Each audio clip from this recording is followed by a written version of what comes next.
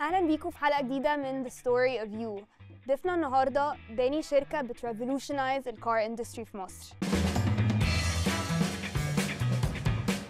عمرو علام CEO and founder of Bidex.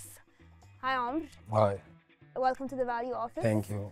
احنا excited قوي ان احنا نفهم اكتر عن Bidex وايه بالظبط اللي انتوا بتعملوه، بس ممكن تحكي لنا الاول شويه عنك وعن الباك جراوند بتاعك؟ I'm an architecture engineer already graduated في 2014. في 21 أسست الشركة الجديدة اللي هي بيدكس. بنينا سوفت وير تيم سوفت وير ان هاوس سوفت وير. ما حبيتش ان انا اعمل بروجكت مع حد تاني، انا حبيت ان احنا يبقى عندنا ان هاوس سوفت وير تيم عشان نكبر. ده دايما بيطول البروسيس بس يمكن بيحسن المنتج في الاخر. That's why انا من 21 عندي ups and downs لغايه ما الحمد لله في 24/6/24 we launched Bidex. كان كل دوت بنشوف ايه المناسب للكونسبت في مصر، لان موجود الاوتوموتيف يعني حاجات ديجيتال بره بس مش مناسبه للبيهيفير بتاع الكاستمر المصري.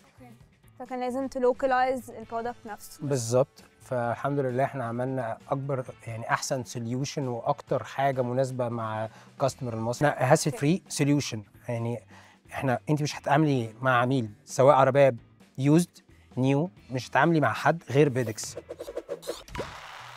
يلا يور تيرن.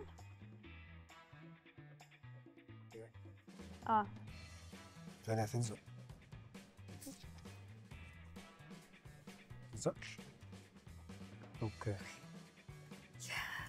اوكي، ايه هي اليونيك سيلينج بوينتس اللي انتوا بتقدموها؟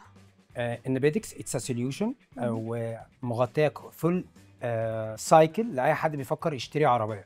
انت تقدري من كنبه البيت في خلال ساعه تشتري العربيه، تريدي ان عربيه مستعمله، تستوردي عربيه وتعملي الامبورت ناو سايكل كلها، تقدمي اوفر على العربيه عجباكي، تتفرجي على العربيات يوز، تعمل معمول لها انسبكشن، تقدري تاخدي اماونت لون في اقل من ساعه، زي ما شغالين من جون مع فاليو، محققين ارقام كويسه جدا بالنسبه للوضع بتاع الماركت.